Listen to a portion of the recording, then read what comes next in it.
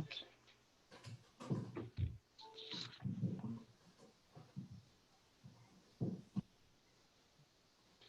So we're going to get started. I just want to welcome everyone for coming on tonight and for joining us. We are with Dr. Monique Ruberu on understanding the fertility language. I'm Sue Decker, and I serve on the board of directors at Guiding Star at the Shores. Guiding Star at the Shores is a holistic healthcare center in which helps women understand, embrace, and love their natural bodies. We serve all women in the South Jersey area with love, compassion, support, and hope, and offer education, natural alternatives, and life skills. So now I will turn it over to Dr. Monique. Hi guys, I am so excited to be here with you guys tonight, and I just wanted to give you a little bit of an introduction to Napro technology and natural care, and talk to you a little bit about charting and cycles and whatnot. Now, before I do that though, so I'm definitely going to go into that, but let me just kind of get a gauge of where the audience is. So are you guys more interested in hearing about kind of natural family planning methods and charting, or addressing issues? So if anybody wants to just unmute and say, or type in the chat box, that would be helpful for me. Addressing issues. Okay, awesome. So review of NFP would be great as well. All right, fantastic. So let me just give you a little bit of backstory about me, who I am. I am an OBGYN physician, and I practice Napro technology, which means that I do not write for contraceptives. I do not refer for IVF.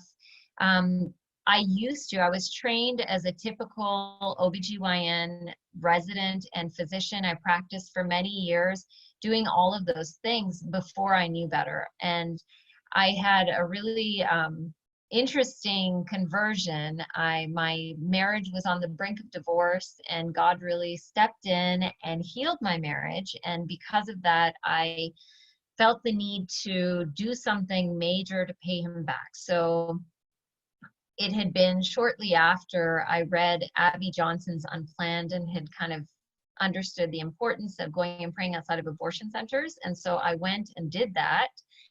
And the day that I went to pray outside of an abortion center in downtown Philadelphia, I encountered a gentleman named Patrick Stanton, and his father, John Stanton, who is the patriarch of the pro-life community in the Philadelphia area, had passed away just the night before.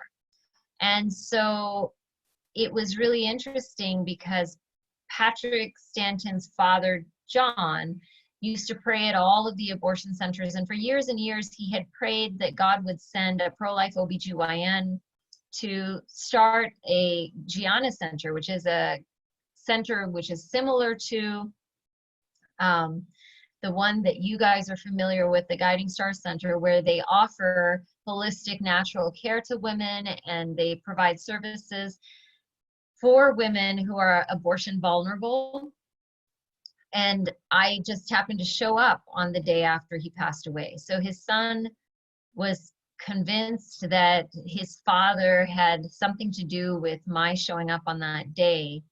And I had plans at that time to move to Dallas from Philadelphia to be closer to my family, but he convinced me that I needed to pray about it and to determine whether God actually wanted me to stay in Philly. I did stay in Philly, and the next day he dropped off a book about Napro technology. I'd never heard about Napro technology in my life. I had been trained, you know, in the normal medical school system and OBGYN residency system, where natural family planning methods were kind of looked down upon, and they would say that they weren't effective and that people shouldn't use them because they would just lead to unplanned pregnancies and they never worked. And what I soon realized is that it wasn't that natural family planning methods don't work. They actually work very, very, very well.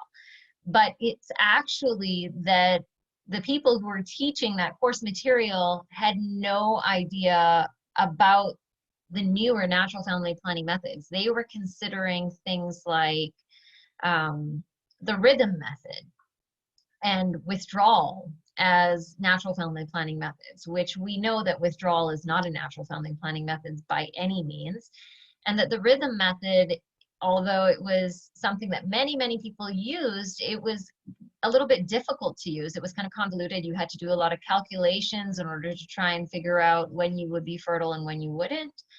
And for many people, they had a lot of pregnancies that they weren't planning on, which I'm sure were all blessings. But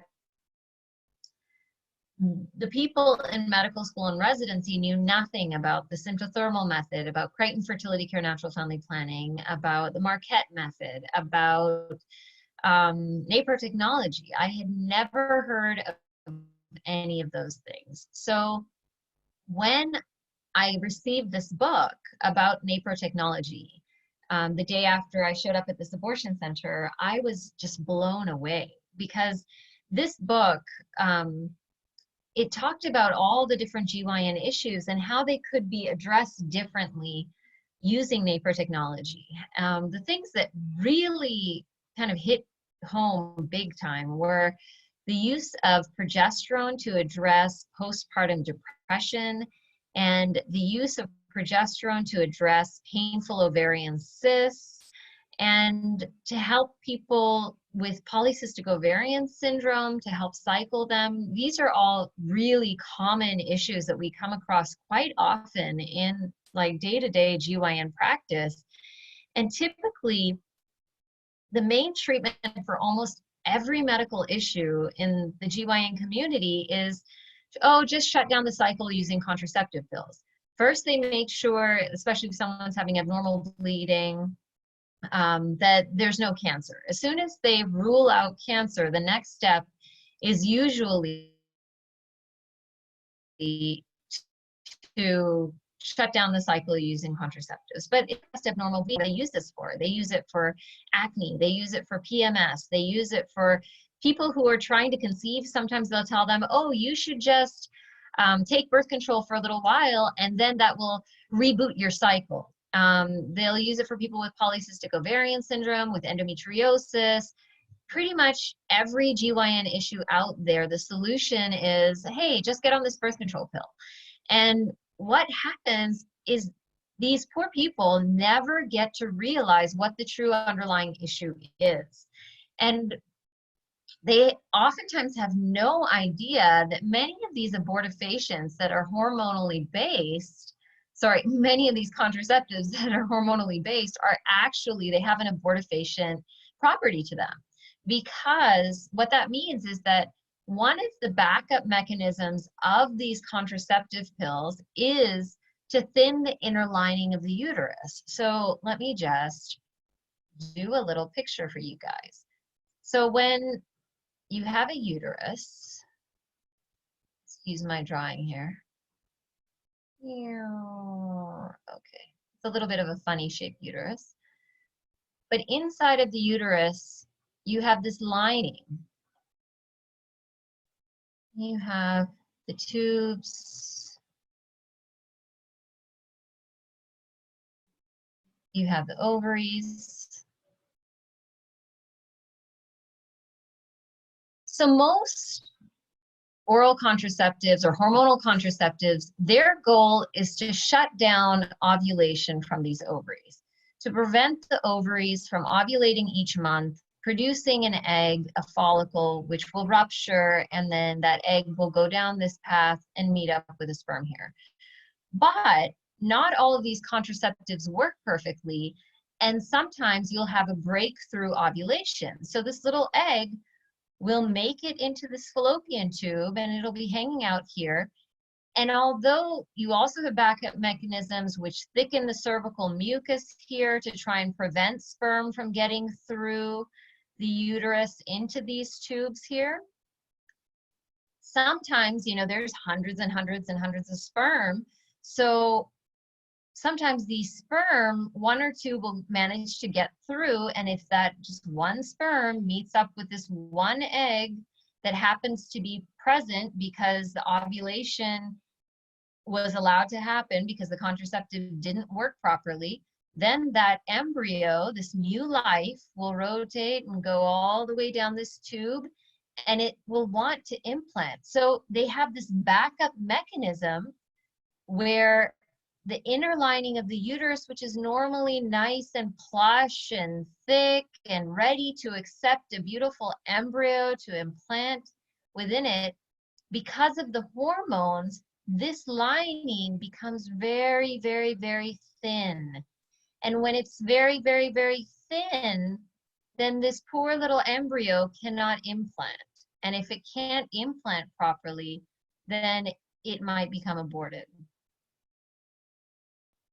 So that's one of the really, really concerning factors, because most often these people are using these contraceptives and they're using them for a GYN issue, but at the same time, they're kind of like, okay, I guess I can't get pregnant while I'm on these, so I don't have to worry about pregnancy or anything else. But their intention is typically not to abort their children. And they have no idea that, you know, using these contraceptive pills or these patches or these, shots, whatever, can cause these issues for them.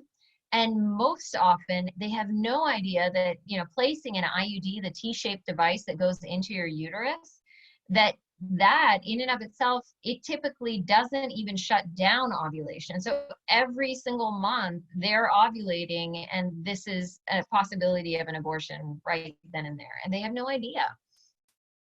On top of that, these hormonal contraceptives are not natural hormones, and they are causing lots of side effects. You know, there are some people out there who are using them and they have no idea that they have, you know, a familial history of a blood clotting disorder, and that could lead to them having a stroke. Or they have an underlying depression, which gets worse. Or they have issues with acne, or they have issues with mood, or they have issues with weight gain. There's just so many different side effects, but it's slightly increased risk of breast cancer, even possibly. So my recommendation is never to use these, even though during the majority of, you know, my training and everything else, that was how we were taught. We were taught to address all of these issues using contraceptives. But when I found out about Napro technology, I started to really understand that rather than shutting down the cycle, what you can do, which is so much more powerful, is to pay attention to all of the signs that your body gives you naturally, and your body will help you to understand exactly what is going on and when there are abnormalities from this regular cycle. So typically, you know, it's really interesting. When I was going through residency, they would say things like, you know, a normal cycle is anywhere between 24 to 32 days. And after doing Napro technology, I began to realize that the only reason they say that is because they don't want to address any of the issues that cause you to have a 24-day cycle or a 32-day cycle. So they just kind of broaden out the range and they say, hey, this is completely normal. But reality, a normal cycle is somewhere between maybe 27, 28, 29 days max. And if you're going shorter than that, or if you're going longer than that, there's likely something that is going on. Typically, you know, people will bleed. If you have a completely normal cycle, you'll have a bleeding pattern where you maybe have, you know, either it'll start off as light bleeding, then it'll go to moderate, then it'll go to heavy, then it'll go to moderate again, then it'll go to light. Or you start off with moderate and heavy and it goes down to light, very light. But you don't have a lot of tail end brown bleeding at the end of your period. You don't have a lot of spotting that leads up to your period. And you definitely don't have a lot of mid-cycle spotting in the middle of your cycle. You know, the time from the time of ovulation to the end of your period should also be, you know, a little bit on the longer side. It should not be like a 6-day period or a 9-day period. It should be at least 12 days, 12 to 15 days. And that tells you that you have enough hormones to sustain the second half of that cycle. So what happens is at the beginning of the cycle, you have an increase in estrogen. It ramps up, and that is controlled by hormones that are coming from your brain, chemicals that are coming from your brain that are stimulating your ovaries to produce this estrogen. So the estrogen rises, and then that triggers this other chemical called LH, this LH surge. And when that LH surge occurs, it triggers ovulation, the release of a follicle or an egg from the ovary. All that time, those eggs are maturing, and just getting to that place where they're ready to be released. And then it gets released. When that egg is released, what's left behind is called a corpus luteum cyst. And that cyst is so cool. It produces the estrogen and progesterone in the second half of the cycle after ovulation. So if you don't have a corpus luteum cyst that is working well, and you don't have enough estrogen and progesterone after you ovulate, then you're going to end up with shortened second half of the cycle, because you need that estrogen. It's almost like the estrogen are the bricks or the building blocks, and the progesterone is like the cement. It like holds it in place. So if you have estrogen enough to build up a lining because you've had enough estrogen in the first half of the cycle, but then after you ovulate, that corpus luteum cyst isn't working well enough, and you don't have enough progesterone, then what happens is you suddenly will have a shorter cycle, because that time from ovulation to the end of the cycle gets shorter and shorter and shorter. But the interesting part is that doesn't just cause abnormal bleeding because you're bleeding extra frequently. It also causes issues with mood. And so people that have lower levels of progesterone tend to have increased amount of tail end brown bleeding at the end of their periods. They have shorter cycles that are like 24 to 26 days, and they have really bad PMS. And what's interesting is, because we're born with all of the eggs that we're ever going to have in our life, we don't develop more eggs, we don't, suddenly get more eggs from the outside. We have all of the eggs that we'll ever have from the time that we're a baby, an infant, from the time that we're conceived. And so these eggs will mature with us. And as we get older, the quality of these eggs, especially the more toxins and things that we're exposed to, the quality of these eggs will get less and less and less.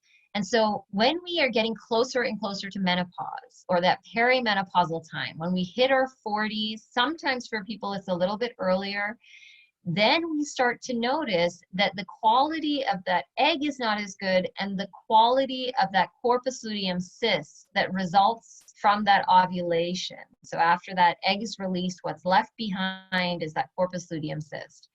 So the quality of that corpus luteum cyst may not be good enough, and so it will not be capable of producing enough estrogen and progesterone. And so if you have a lack of estrogen and progesterone, then you're going to see all these extra effects. Now, there's other times as well that you might see lower levels of progesterone. Sometimes people have what's called polycystic ovarian syndrome, where they have lots of follicles on their ovaries, possibly. They tend to go a long time without seeing periods. Sometimes they miss periods for months and months. Very irregular cycles. Sometimes they have increased amounts of hair growth on their chin, or acne on their face, hair loss, increased amount of hair, on their body, around their nipples, or on their belly button. So those people tend to have a chemical called testosterone. It's a male hormone, but they have higher levels of that, and that interferes with ovulation as well.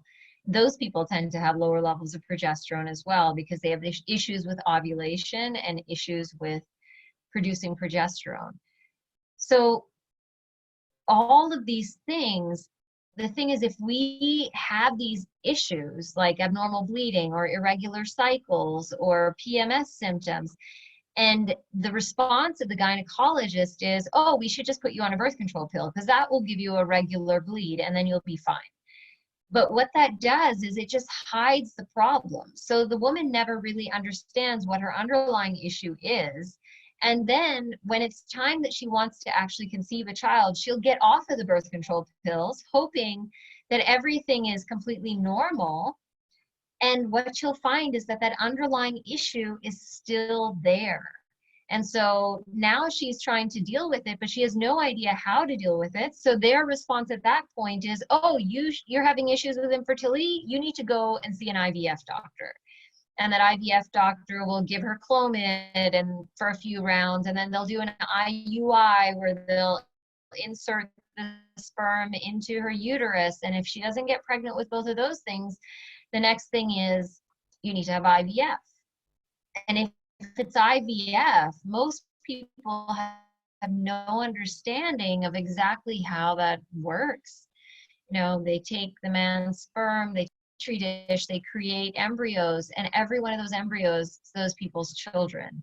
And then they'll grade the embryos and they'll discard the ones that they feel are not good enough quality. So they're already losing children. And then if they have more than 2 embryos, they'll freeze some of them and they'll use 2 of them for a fresh cycle at that time. If those 2 that they put in do well and they take off and they become twins or triplets, then the next thing is, you know, hey, you have more than 2 babies in there. You should really consider reducing, having an abortion, because that's not safe for you, you know, having more than 2 babies in your uterus. So these poor people who just want one healthy child are left now aborting their children and discarding their children through IVF. So it's just such a huge loss of life. And then they're paying somewhere between $12,000 to $30,000 for each cycle of IVF, including the medications, plus they're paying to freeze their embryos. And then when those embryos are thawed, those babies have a much higher incidence of cancer and all sorts of genetic abnormalities because of all the manipulation that they've been dealing with. So I have a question here from John Shively. As someone with PCOS, how can I increase my fertility in a way that is consistent with Catholic beliefs? I do not take birth control. That's awesome. I'm so happy to hear that you don't take birth control. So with PCOS, the first step in any of these issues is to learn how to chart your cycles. So there are people who teach Crichton Fertility Care Natural Family Planning charting, and it's the easiest thing in the world. Having a teacher just makes it so much easier because they will explain this picture dictionary where there are actual pictures of all of the findings. And that way it's a little bit different from symptothermal in that every single person is speaking the same language when they use the Crichton Fertility Care Natural Family Planning method. So when you bring your chart to a physician who deals with Crichton, or you take your chart to a fertility care practitioner who's teaching you how to chart, we all have a complete understanding of exactly what your findings were. So it's so much easier to actually make decisions based on your findings and what your body's trying to tell you. So with that charting, it's so easy. It's just every single day when you go to the bathroom, you're taking white tissue and rather than crumpling it, you're folding it. And you're wiping deeply through your vagina before and after urination, before and after bowel movement, before you jump in the shower, before you go to sleep at night. When you do this, you're making observations on just a couple of things. The first thing is, number one, what does it feel like? Is my hand stopping along the way like it's dry? Or does it feel like I'm wiping an egg off the table and that would be lubricated? So you're looking for that sort of sign. Is it dry? Is it lubricated? Then you're looking at the tissue. Is there anything on the tissue that looks like mucus? Or is it completely dry? Or is it wet like water? If there's something that is on the tissue that looks like mucus, you're just going to touch it, or something that's shiny, you're going to touch it and you're going to see if it stretches. So every time that you go to the bathroom and you're just paying attention to these findings, you don't have to write it down every time. It's just at the very end of the day before you go to sleep, you're going to jot down what was my most fertile sign for the day. So at the beginning of your cycle, you're going to be talking about what was my bleeding like. So was it spotting? Was it light? Was it moderate? Was it heavy? Was it very heavy? And if it's light or very light, was it brown? That's all you want to know. And if it's light or very light, was there any mucus there? So you only start really looking for the mucus when you hit the end of that bleeding pattern. Then every other single day in the cycle, you're looking at that mucus pattern just to see, is it dry or is there something there that will stretch? And if it is something that will stretch, what was the most fertile sign? So did it stretch like 1 centimeter? Did it stretch 2 centimeters? Did it stretch 3 centimeters? And if it stretches, is it like completely clear or is it cloudy? So that's why having a fertility care practitioner, and they're easy to find. If you need to get resources, I can, give you information on people who teach it in the Philadelphia area, then you can work with them with Zoom. I'm sure that in Guiding Star, do you guys have fertility care practitioners that you guys work with as well? So I'm sure that there are people in y'all's area as well. But once you have learned to chart, then you take those charts either to your fertility care practitioner or to your physician. And just by looking at those charts, it's super easy to tell, does this person have signs of low progesterone? Does this person have signs of ovulation? With PCOS, typically you have longer cycles, so you're not ovulating as frequently, but eventually you do ovulate. So being able to watch for those signs of ovulation and then being able to check labs at the correct time to check and see what your estrogen and progesterone are after ovulation. Typically people with PCOS have low progesterone after ovulation. So typically we end up placing them on a natural form of progesterone, either pills or seeds or oils or shots, but you only use it for a very short period of time during the time that you should naturally have progesterone there. So you're not shutting down the cycle, you're not preventing ovulation, you're actually just replacing the progesterone that is missing so you can send signals back to the brain to push forward the next ovulation. There are also issues with sometimes insulin resistance in people with PCOS. So then we recommend the use of things like myo-inositol to help reduce insulin resistance, to also help you have a stronger ovulation. Sometimes people with PCOS also have issues with thyroid. So I always check for thyroid function, and I check to see if the people have any issues with Hashimoto's thyroiditis, which is an autoimmune issue where you have antibodies against your thyroid. And there are certain supplements that you can use to kind of get that under control as well. So it's very, very helpful to have an understanding. But if you chart your cycles, then you can identify when you're ovulating and you can take the progesterone at the correct time. And what happens is, after a few cycles, you'll start to see if you take the progesterone at the correct time after ovulation, those cycles are going to get shorter and shorter and shorter and more frequent. So you'll have more regular cycles. And it just makes so much sense, rather than, being put on birth control pills and shutting down your cycle. And you might have a withdrawal bleed, you might not have a withdrawal bleed, but it's just, it doesn't make sense at all to me to do it the other way. So if anybody else has any other questions, hopefully I answered that well enough for you. Please type in a question. Yep. What else can I tell you? So I think one thing that has been very, very impactful for me with the use of Napro technology is the treatment of PMS symptoms and the treatment of postpartum depression. PMS is something that so many women suffer with. And unfortunately, because it's almost like something that comes along with a change in age as well, because like I was saying, as we get older, our eggs age with us and the quality of that corpus luteum cyst will diminish, and the amount of progesterone that is produced will also diminish. So with a lack of progesterone, then you see an increase in PMS symptoms. And so people will say, well, what are PMS symptoms, Dr. Ruberu? And this is like when you're feeling fine, you just had your period, and you're happy your period is done, you have a few days where you're feeling great, and then all of a sudden, about a week before your next period starts. And if you have lower levels of progesterone, this is all happening pretty quickly. So about a week before your next period starts, you start to have possibly headaches, breast tenderness. You start to get a little bit more irritable, a little bit more anxious, a little bit more depressed. You're finding yourself snapping at your spouse, getting a lot more willing to be aggressive when you get into arguments with people. The sound of your children's screaming and laughing and jumping off of couches that you found mildly annoying the week before is now like fingernail scratching on a chalkboard.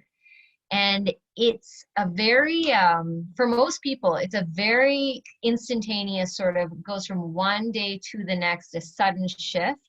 And all that you can just feel it. It's like, oh my gosh, why am I so angry? Why am I so tense? Why am I just so annoyed with you people? You want to be by yourself. And not everybody has all of the symptoms, but typically people will have at least a few of them. And what happens that I found is that, you know, different people deal with it in different ways. So there are people who are very health conscious and exercise conscious, and they do better because they are eliminating the sugar in their diets and they are exercising, and that releases endorphins and that helps them to feel better. Their bleeding patterns may not improve. They might still have really frequent cycles, but at least emotionally they will feel better. But then you have other women who, rather than going the exercise and healthy diet route, they will fall into the, okay, now I'm carb craving and I just want to eat everything in sight. And it's all because of these hormones. And because everybody else around them they're friends with is also kind of in the same boat. They all have similar things going on. So they think that it's just normal, it's natural. Everybody should be feeling this way. And this is just like a midlife crisis sort of thing. But the reality is almost all of those people are experiencing that same sort of hormonal shift. And yes, it is natural in a sense, but I don't feel like you really need to suffer through it if you're experiencing such difficulty. And especially if it's interfering with work or interfering with the most important relationships in your life, I'm all for checking those levels and addressing them using natural hormones. So Teresa, my daughter's 27 and almost 20, get severe cramps on the first day of their cycle to the point of vomiting and being unable to work. Any suggestions? Absolutely. So this is something that we hear of very commonly. And, you know, part of it can be addressed just with dietary changes, you know, cutting out things like gluten and dairy and sugar at that time sometimes is enough to really modify how they feel at that time. Adding in exercise again will increase the endorphins, and that will also help them feel better. It's hard to imagine them exercising, I'm sure, if they're vomiting and unable to work though at that time. So there are supplements that you can take. Things like fish oil, vitamin E, pycogonal, which is tree root bark. There's a whole list of supplements that you can use. Some of them are on a daily basis. Some of them you start, you know, a few days before your cycle. Even the use of ibuprofen, if it's not counterindicated for you for some other reason, you can use 600 milligrams of ibuprofen starting a few days before your period, as long as you take it with food, and you can take that every 8 hours. It'll reduce your bleeding by about 30%, and it will reduce the pain significantly. So the use of the ibuprofen, the use of peppermint oil on your belly or anywhere it's painful, heating pads, and then these other supplements that we can, I can talk to you about that later as well, Teresa, but there are several supplements in this protocol that you can use. And that seems to really make a difference. Oftentimes with periods that are super painful, especially if you can't get them under control with things like that, you want to be a little bit more concerned about endometriosis. Endometriosis is when little bits of the inner lining of the uterus implant outside of the uterus. And that's concerning because sometimes that can lead to issues with fertility. And the only way to treat that completely is by having surgery to go in and remove it. A typical gynecologist will go in and burn it, but that will only allow it to come back later. But we are blessed to have two really awesome Napro trained surgeons, one in the New Brunswick area and one in Camp Hill, that can actually go in and remove the endometriosis so that it's better. And the risk of it coming back is much less. So we're now an hour into this talk, and I don't know, what do you think? Should I keep going or should I switch to just answering questions? You could do whatever you feel like. Okay. There are a couple questions down below at the Q&A. Do you see that Okay. screen? Let's see. Is that in the chat? Do you see Q&A? Oh, I see it here. All right. Okay. Could you explain Napro technology in some detail, please? I'm not familiar. Okay. So Napro technology is natural procreative technology. It is pro-life medicine, meaning that we don't refer to IVF and we don't use contraceptives. But what it is the use of the Crichton Fertility Care Natural Family Planning charting. So what I was mentioning about looking at your bleeding patterns, looking at the mucus patterns, identifying when you're ovulating, being able to look at the full length of cycle from the beginning of the period all the way to the beginning of the next period, looking at the length of the time from ovulation to the next period, all of those things, you know, the bleeding patterns, if there's any ground bleeding at the end, all of those things mean something. So Napro technology is the use of those charts to analyze these charts that these patients create to have a better understanding of when they're ovulating, what the probable issues are that are causing their medical issues, and utilizing those charts to figure out the correct timing to draw labs and to give treatment. So labs such as estrogen levels before ovulation, estrogen and progesterone levels after ovulation, and then you can compare those levels to what is normal, and then you can supplement back to bring people back up to normal or to try and reduce levels that are too high. So that is really not Napro technology, Napro technology in a nutshell. And you can use Napro technology to address almost every GYN issue out there. So there's treatments for ovarian cysts. Typically a gynecologist would say, oh, you have ovarian cysts, you should go on the birth control pills to shut down your ovulation. But what we say is, okay, you have an ovarian cyst. If it's a simple cyst, meaning it's got a thin wall and just clear fluid within it, we can give you a shot of progesterone, and that will most likely make that cyst go away. Within 24 hours, the pain of that cyst will diminish. But if it's something that's more serious, even giving you progesterone is not going to take away that cyst. And then we know, hey, we really need to do surgery on this patient to remove the cyst or to examine the cyst. So sometimes cysts are completely benign, and sometimes cysts are actually cancerous or concerning. So we want to be able to have a way to figure that out. And the use of progesterone is a really great way of doing that. Sometimes if there's cysts that have blood in them and they're considered complex, or they have little walls in them, the progesterone isn't going to do anything. And in those, we would either watch them over time with repeated ultrasounds, or we would go in surgically and try and remove them. But like I was mentioning earlier, endometriosis, there are surgical treatments, there are treatments, or there are methods of looking at the chart to see if a patient more likely has endometriosis or has infections inside of their uterus, or has too high a level of estrogen or too low a level of estrogen, or too high or low a level of progesterone. All of those things become evident when you're using that natural family planning charting, the Crichton Fertility Care Natural Family Planning.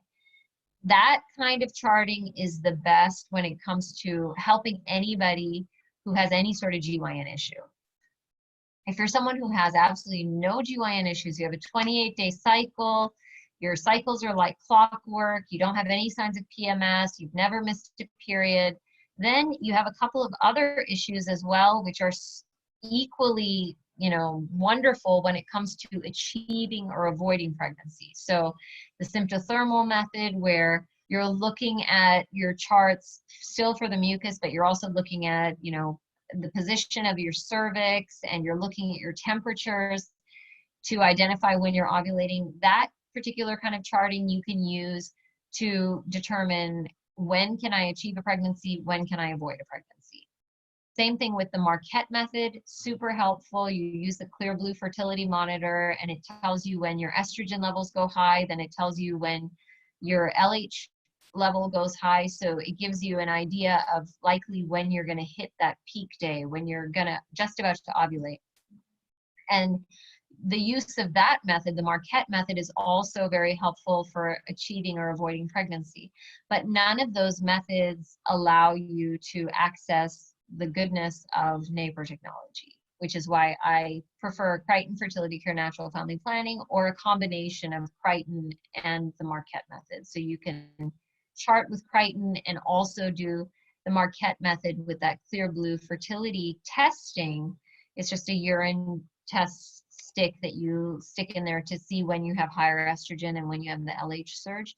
But you can combine those two and have more confidence with your charting as well. So there was another question: is there any NFP method, Marquette, Billings, symptothermal, Crichton, etc., that is more efficacious for helping women prevent pregnancies? I've seen efficacy ranges anywhere from between 74 to 99% effective. So all of the methods, Billings, I'm not sure, symptothermal, Crichton, and Marquette, are all in the high 90% if you use them properly. So if you use Crichton and you're not checking before and after every urination, before and after every bowel movement, before you jump in the shower, before you go to sleep at night, if you're missing observations, it's obviously not going to be as effective. But if you're doing it properly, then they all have a very high 90s efficacy range. Personally, I think that sometimes it's hard to remember to check every single time. Not everybody is good at that. And so I think I have found the most success for myself and many of my patients to combine the Crichton Fertility Care Natural Family Planning charting with the Marquette method. Because that way, the minute that you see that there is a rise in estrogen, you know that estrogen is what causes the cervix to produce the cervical mucus, and the cervical mucus is the highway for the sperm. So if you see a rise in the estrogen, you know that even if you're not seeing that cervical mucus should be coming very soon. And so if you are in a married relationship and you're trying to space your pregnancies and you see that rise in estrogen in the Marquette method, then you know to avoid from the minute that estrogen goes high until 4 nights after your peak day. And for the peak day, I would look to the Marquette method to see what's identified as the peak day. But if you have any mucus that's stretchy following that peak day, anything that's like a stretch of 10, like a big stretch, or clear or lubricative, then I would take that last mucus finding as that peak day. And then I would go 4 nights from there. And using that method, you might lose a few days because you're being more conservative on the time that you're abstaining, but you have a very high efficacy of avoiding pregnancy if you're trying to avoid. So there are any other questions? Let's see.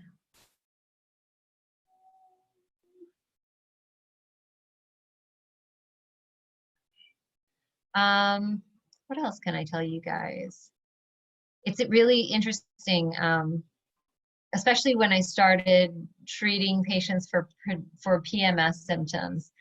I would have husbands that would call me and they'd be so grateful. They were like, oh my gosh, I have my wife back. It's like this person, there are so many women that were on the brink of divorce because when you're dealing with really bad PMS symptoms, the people that you tend to take it out on are your spouse and your kids.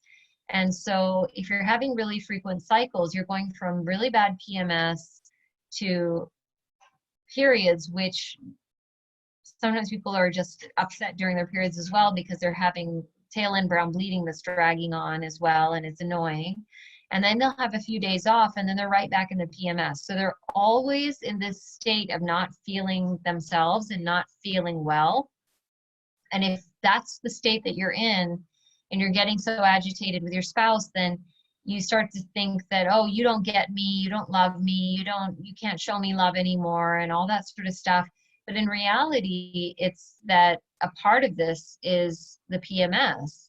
And so once that's out of the way, then it's so much easier to actually deal with your relationships and try and rejuvenate them and work on them and feel good again. So there are a lot of women that just, they were able to have much more successful relationships with their spouses and with their kids once they got their PMS addressed, which is really beautiful. The other thing is, oftentimes women suffer in silence when it comes to postpartum depression and postpartum blues. Postpartum blues are when people will have a sense of depression and sadness. They feel like they have this cloud over them. They're crying all the time. They're feeling more anxious, have problems sleeping. They might be having strange thoughts. Sometimes it can get really bad, and it can be psychosis where they actually will have hallucinations, or they'll feel like they want to hurt someone or they want to hurt themselves. And many, many women suffer with this. And oftentimes the women that suffer with this are also the women who have a history of PMS and low progesterone, because after their delivery, their progesterone levels drop. And if it's just postpartum blues, it only lasts for 2 weeks and then it resolves. But if it's postpartum depression or psychosis, that could go on for a really long time. And with Napro technology, we have had so much success with the treatment of these things with progesterone. And sometimes with one shot of progesterone, within 24 hours, the symptoms are gone.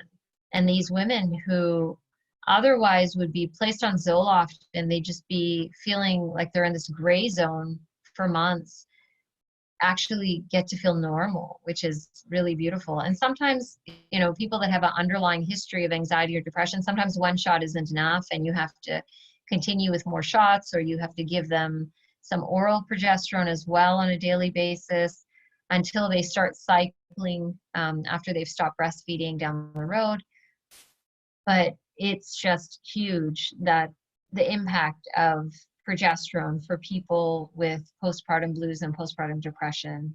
And it's such a common thing that so many people just don't even talk about because they're afraid that people will think they're crazy, or that they can't be trusted with their children, or that they're not a good mother.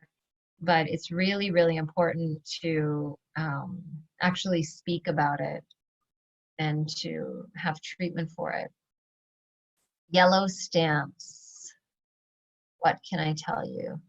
So yellow stamps are for people who have continuous mucus all the time.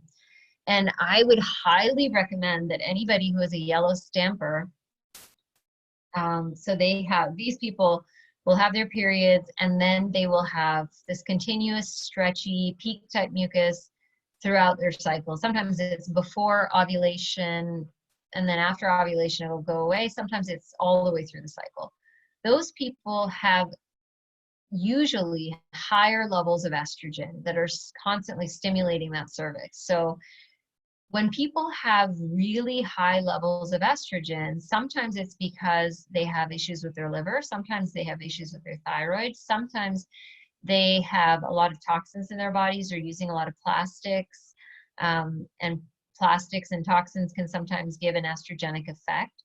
Sometimes they need to use a supplement called DIM. And DIM doesn't lower the initial estrogen level, but it changes the way that the estrogen is metabolized at the end. So that sometimes will help as well. Sometimes they need to have their cervix kind of cauterized to reduce the number of crypts that are there so that they're not producing as much mucus. That's kind of the last ditch treatment. How can I find a pro-life doctor near me? We live in Maine. Let me just check. So first thing I would do is I would go on Google and I would just type in Napro technology and see who comes up for Napro technology, because every Napro technology physician is a pro-life doctor. Maine. So Maine, I would check out mycatholicdoctor.com. And there are Catholic physicians, general practitioners and OBGYNs in all different states that are using telemedicine to treat patients. And there will be somebody who can treat you in Maine. But it's a really awesome website platform, and everybody that is present within that group, mycatholicdoctor.com, they all agree to practice according to the magisterium of the church. They're all people who believe in God, and they all want to practice in a way that honors him and honors his people. So I would highly recommend looking into it. Unfortunately, at the moment, I do not have the ability to practice telemedicine in Maine, but I'm sure that there are other physicians who do. Are there any risks to getting off birth control pills after several years? I've been taking birth control in the recommended ways for 8 years, and now I'm considering getting off birth control and being educated on NFP. No, the risks are not in getting off birth control pills. The risks are in being on birth control pills. So I guess it kind of depends on what you are taking the birth control pills for. So if they've told you that the birth control pills, you have to be on them or else you're going to get uterine cancer, that may mean that you're a polycystic ovarian syndrome patient and that you typically don't have periods frequently. And they're saying if you don't get on the birth control pills, then you're going to have a thickening of your lining and you'll have a higher incidence of uterine cancer. So that will not happen if you're charting and you're working with a Napro doc who can help you thin that lining with the use of natural progesterone given at the correct time. There are way more risks to being on birth control than there are being off of it. So I would highly, highly, highly suggest that you consider looking into a form of natural family planning, and especially if you have any GYN issues, I highly recommend that you look at Crichton, Fertility Care Natural Family Planning, and then Napro Technology, and that will, you'll be able to address whatever GYN issue you have that way. These are awesome questions, by the way. If anybody else has more questions, I would love to answer them. That makes my job easier.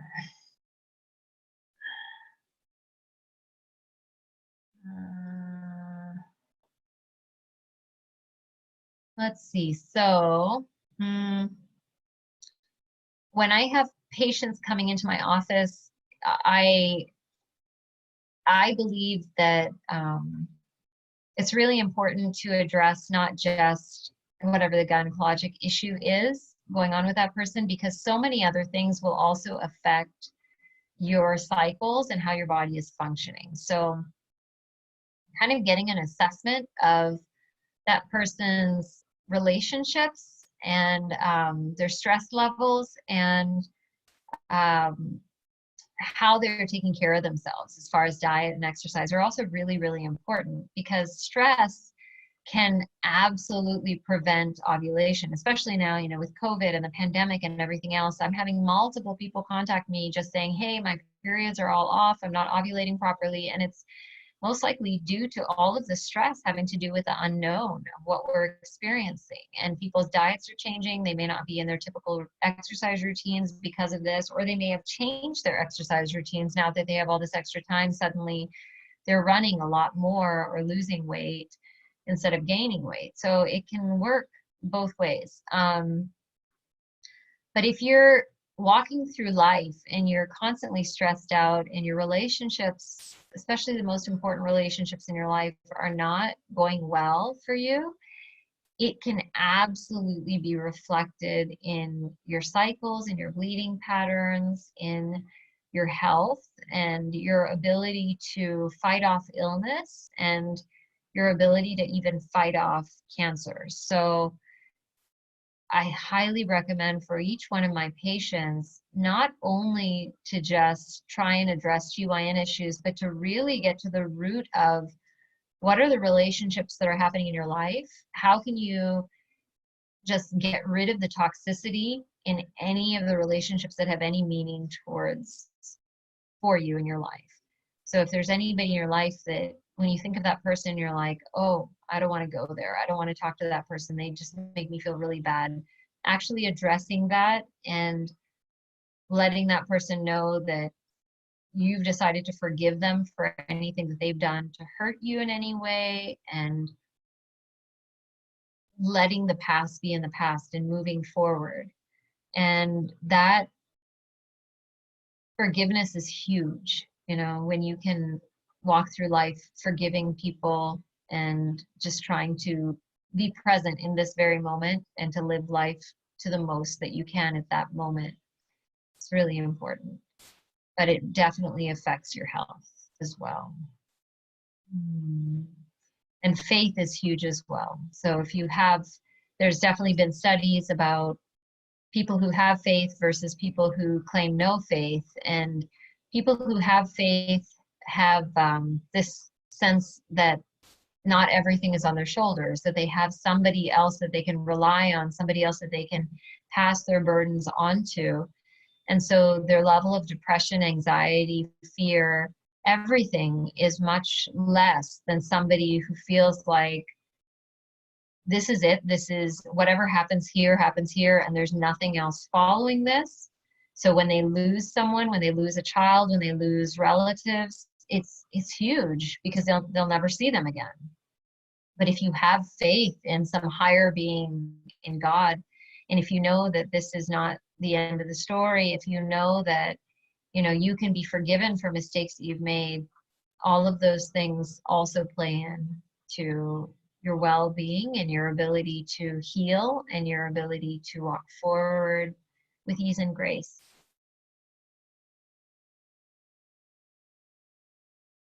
Anybody have any other questions? There's a couple more down there. Oh, great. Yeah.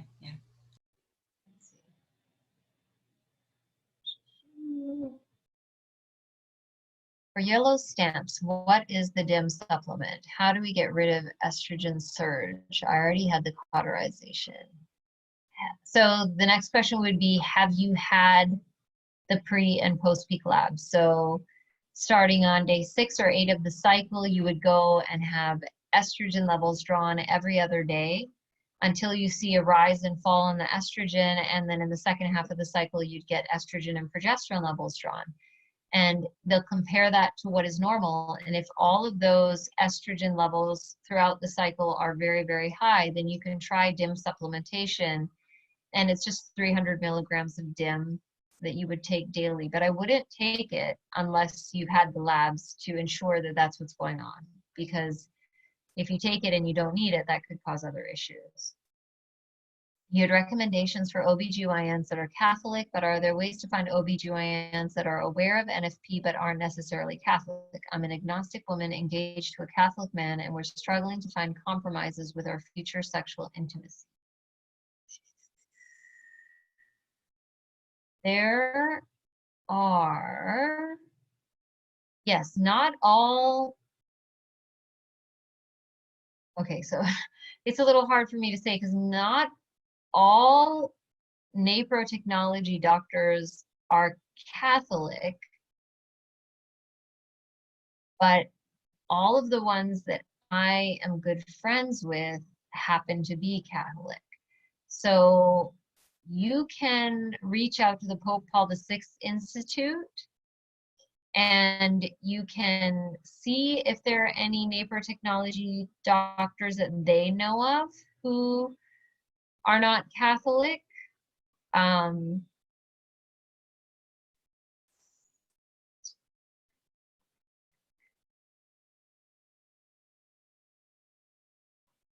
would you be afraid that just because someone is Catholic, that they would try and force you to become Catholic? Because I don't think that that's necessarily the case. Because not all of my patients are Catholics. I see a lot of patients who are atheist, Jewish, Muslim, Christian, Catholic, you name it. And my goal is always just to respect them and love them because I believe that they were created by God. But my faith is very obvious when you come into my office. I have, pictures in my office of God and of Our Lady. But I don't, tell other people that they have to be Catholic or they have to be anything. But I do ask them, whatever it is that you ascribe to, whatever your beliefs are, I would suggest that it's definitely more beneficial to have some sort of a belief structure than it is to not, simply because of the scientific evidence of that.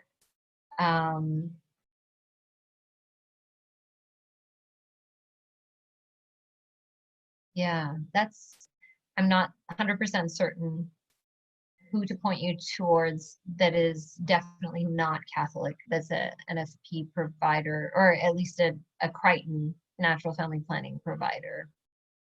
But there are many types of natural family planning methods, and you might not have an OBGYN who is dealing with them, but you can always learn how to chart with the Temp Drop or the Fem app or Marquette method or symptothermal, and you can understand your cycle and what's going on in your cycle, even if your OBGYN doesn't understand. So it's more of a matter, especially if you're trying to achieve or avoid pregnancy, it's more important that you actually know what's going on in your cycle. As the husband of someone with fertility issues and trying to learn NFP at the same time, what is the best way to support my wife in trying to get pregnant? So the fertility issues oftentimes they can be husband related, they can be wife related, they can be both. So one thing for sure, as the husband, being willing to get all of the testing done that you need to get done to ensure that there's nothing that can be done as far as supplements or other things to help you obtain maximal fertility. The second thing is just being super supportive with your wife as far as, if she's trying to learn how to chart, maybe sharing in the charting so that she obviously will find, whatever the finding is for the day, and then you chart it so that you have an understanding of how to read the chart, you have an understanding how to interpret the chart, and you can help to remind her if she forgets to write down her findings, or if she forgets to check, maybe you can help find ways to help her remember to check. That will also give you a greater understanding of when she might be dealing with PMS, if she has PMS issues or lower levels of progesterone. There is a lot of, infertility issues, and that path of infertility is a very challenging one in that every month that you don't conceive, it's like a roller coaster. There are really wonderful programs that you guys can enroll in as well. One is called Organic Conceptions, and it talks about the emotional aspect of infertility and walks you through stages of what to expect and how to best deal with it so that you're not eliminating the joy of your day-to-day and you're not forgetting all the other gifts that you have in this life while you're on that journey. Just knowing that God has a plan for each and every one of you, and that his timing might not be our timing, but if he's placed the desire in your heart to have a child, if you open every door and window, I truly believe that he will bless you with a child. It might not be from your belly or from your sperm or your egg. It might be through adoption or foster even.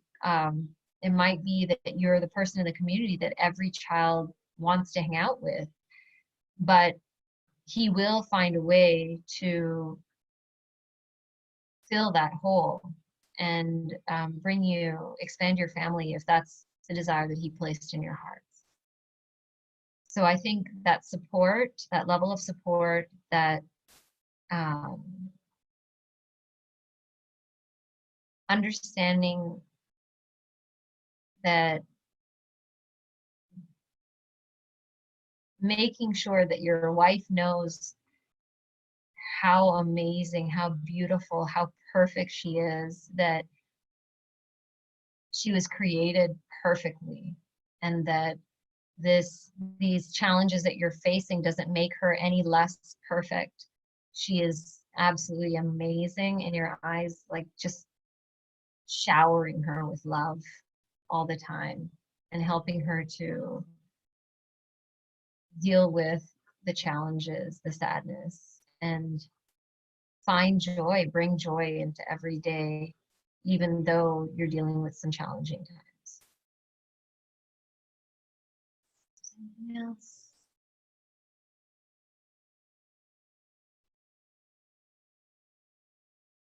I have a few more. Okay. I personally was on the pill for 10 years, which added to me having infertility issues. Is there a national registry of Napro docs? So the Pope Paul VI Institute does have a registry of Napro doctors, but they only list the ones that are kind of immediately outside of training. Some of us that have trained a while ago, there are some follow-up exams as well that at the time that we did the training, they were considered optional.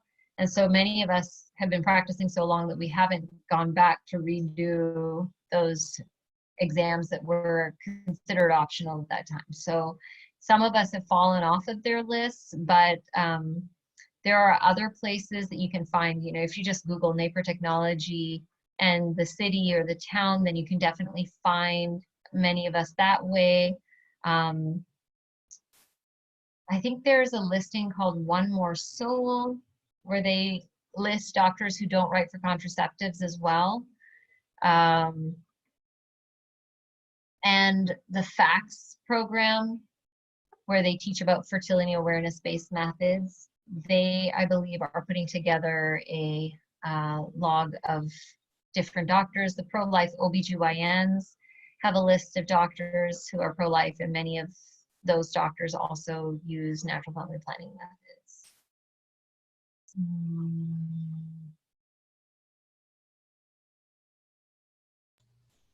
Does anybody want to speak directly to Dr. Monique? Everybody's so shy.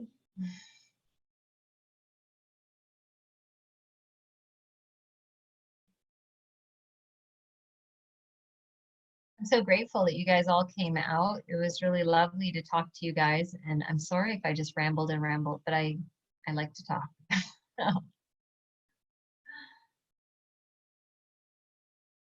Looks like Joanne or Carla. Unmuting everybody. Oh, you're unmuting them. Okay, they're not unmuting themselves. You're free to speak. Free to speak.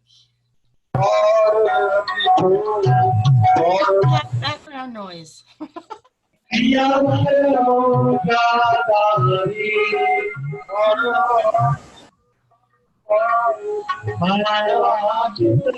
That might be Rakesh. Yeah. Everybody else should be, unless they muted themselves again. Okay. Anyone have any questions? Any more questions, I should say? All fantastic questions. If there's anything that I didn't explain well enough, if you still have questions, I'm happy to answer further. Otherwise, you can always get a hold of me. You can check out my website for my office is naturalwomenshealth.com. And I have a speaker's webpage as well, which is Dr. Ruberu, the number 4 life.com. So drruberuforlife.com. Dr. Monique, you also take care of women that are peri and perimenopausal and well into men. I don't like to say postmenopause, kind of redundant, but Yes. you take care of them too, right? Yeah, absolutely. So the perimenopausal women are oftentimes the women that are having irregular cycles and the PMS symptoms. And postmenopausal women, oftentimes we're dealing with things like bladder incontinence, hot flashes, and there are natural ways of dealing with those things as well. Osteoporosis. So there are different supplements that you can use to help like strengthen your bones, like chia seeds, or sometimes with the hot flashes, you can use flax seeds. So there's lots of different tricks and stuff. But yeah, I do care for any women, you know, typically the earliest that I've seen a young girl is probably around age 13, 12 or 13, and until the end of life. I do abortion pill reversal for patients who have taken the abortion pill and they want to reverse it. I do pregnancy. I don't do OBGYN as far as like the obstetric prenatal care part. It's a gynecologic office, but I do pregnancy protection. So women who have had recurrent miscarriages, I will follow their progesterone levels for them through the pregnancy, and I'll supplement for them. Or people that I know have low levels of progesterone and they would be at risk of miscarriage or preterm delivery, that I'll follow their progesterone levels for them as well. So, yeah.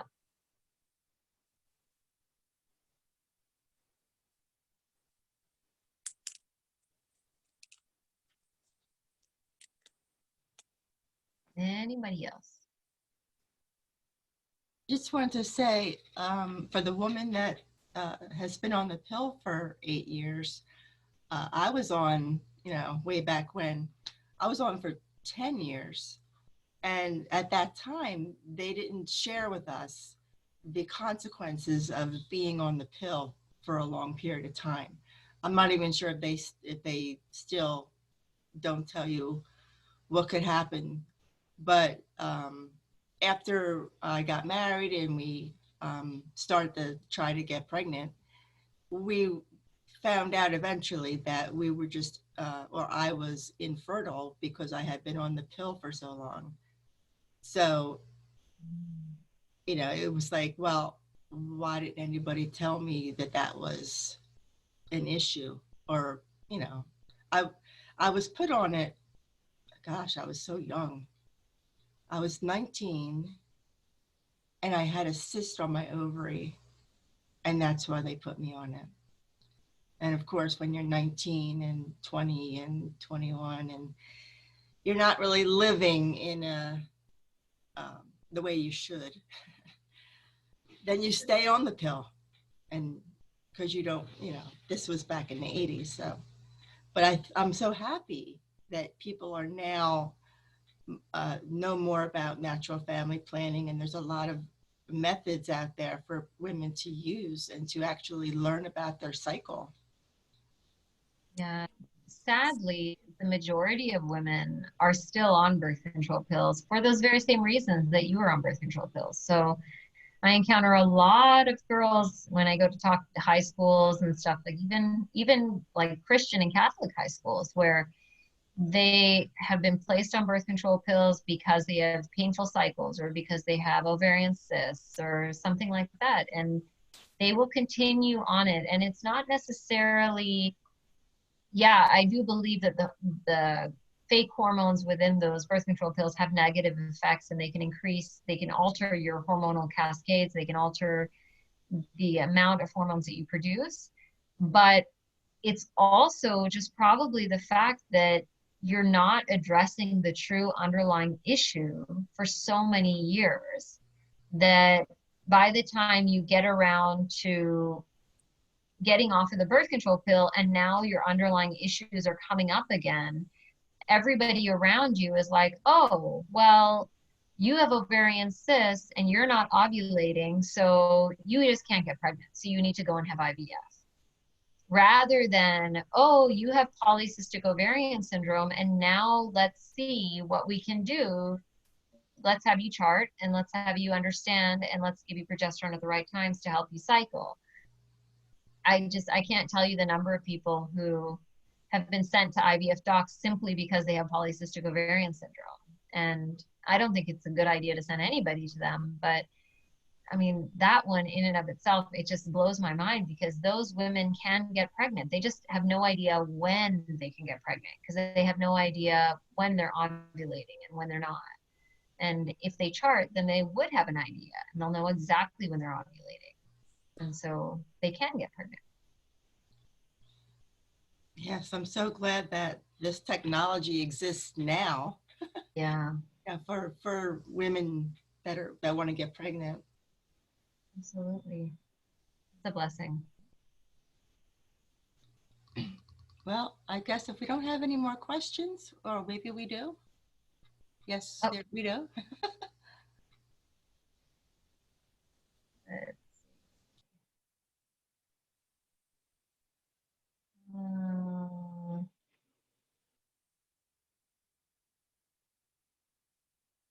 Is it safe to take progesterone a few times a year for PCOS treatment for someone who has only 1 to 2 bleeds a year? So the reason that you're only having 1 to 2 bleeds a year if you have PCOS is because you're not taking progesterone at the right times. If you were charting and then you could identify when you were having ovulation and you took progesterone at the right time, then you could be bleeding a lot more frequently than just 1 to 2 times a year. And the typical gynecologist will just say, okay, I'm just going to give you a random progesterone withdrawal. So take Provera for 10 days and then take it again in like 4 months, take it for 10 days. And every time you take it, you'll have a withdrawal bleed. But each of those withdrawal bleeds, if you're not taking the progesterone at the right time, it's not helping you as far as bringing about a normal ovulation. So my suggestion to you would definitely be learn how to chart with Crichton and see a Napro doc so that you can get a much better handle on what's going on with that.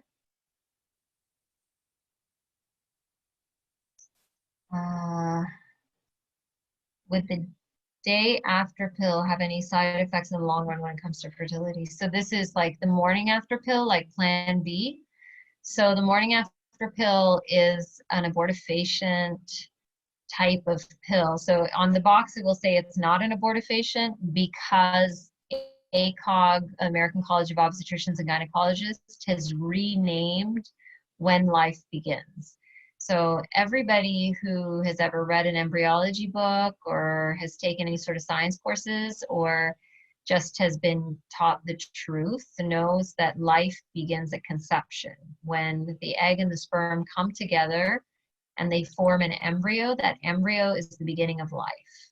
And it doesn't matter if that embryo has implanted or if it has not implanted, that is still the beginning of life when the egg and sperm come together. So the morning after pill, what it does is it tries to prevent that embryo from implanting. If the embryo implants, it's not going to cause any harm, like it won't cause the embryo to abort if it's already implanted. But if it hasn't implanted as of yet, that's why it can only be used for up to 72 hours after that active intercourse. So if the embryo has not implanted, it will try and prevent implantation, and then that embryo will abort. It won't be able to implant. So the use of the morning after pill oftentimes will absolutely mess up your cycles for at least the next few cycles. So I don't recommend using that either, unfortunately. But a lot of people, unfortunately, are not given correct information when it comes to that because it's labeled in such a way, because ACOG has really changed the language when it comes to when life begins. They say life only begins after implantation, but life absolutely begins before then. Can it negatively affect fertility? I don't think, in my experience, people who have used the morning after pill have gone on to have other children. So I don't think that it will cause irreparable damage to your fertility just because you might have used it in the past. But my recommendation is obviously not to use it going forward, now that you know how it works. But it's not a good choice. And anytime that you take anything that shuts down your natural cycle or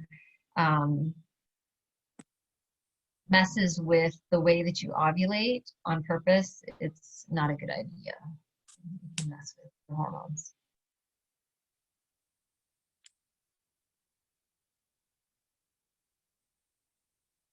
That's it for questions.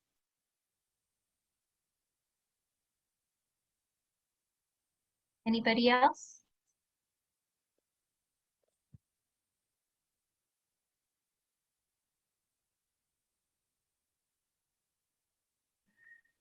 Going once? Looks like that might be it. Okay. All right, well, that was almost 2 hours. I think that's... I just wanted to say that if anybody would like to make a donation to Guiding Star at the Shores, you can do that on our website, guidingstartheshores.org. And there's a little donate tab toward the top. One thing for sure, guys, I would highly recommend that you do make a donation towards Guiding Star. The crisis pregnancy centers, the pregnancy help centers like Guiding Star, they run on our donations. They're not getting federal funding. They're not writing for contraceptives. They are there to serve women in their time of need. And they're offering much more than just, a 5-minute appointment where somebody walks in, they listen to half of their story, and then they give them a script for something and they send them on their way. These are people who are really connecting with these women one-on-one. They're giving them love, they're giving them support, they're giving them kindness, and then they're really trying to help them understand what's going on with their bodies and give them the opportunity to live a healthy life. This is a service that you cannot get at a health center, you cannot get at Planned Parenthood for sure, you can't get at most GYN offices unless you have somebody who is practicing like in a similar way to what I'm doing with Napro technology, and you have half-hour appointments where you actually sit and have a conversation with the patient. So in that area, for all of those women who are abortion vulnerable, who need help and who need services, just anything that you guys can donate towards this group is so worthwhile, and it will be put to such good use. So I highly, highly recommend, just any donation that you can give would be great. Oh wait, there's more questions. I think they're thank yous. Are they? Thank you, thank you. All right, awesome. And thank you again, Dr. Monique, for doing this for Guiding Star, for being our first doctor that we've had for a webinar. Anything you want to say to close us out? No, I just, once again, if any of you guys want to get a hold of me, if you have, any groups that you're involved with that are looking for speakers, I'm happy to speak. If you have any people that you know that are dealing with GYN issues and they would like to have a consultation, I'm happy to do consultations through my office, naturalwomenshealth.com. And we can do telemed visits. So if you can't get all the way to Philadelphia or to the Jenkintown, Abington area, which is 40 minutes north of Philadelphia, we're happy to do telemed visits as well. And just may God bless each and every one of you. And I hope that this has either planted some seeds or maybe opened your eyes to a new way of doing things and looking at things. And I wish you all the very best and best of health. And thank you. Thanks again. Thank you so much.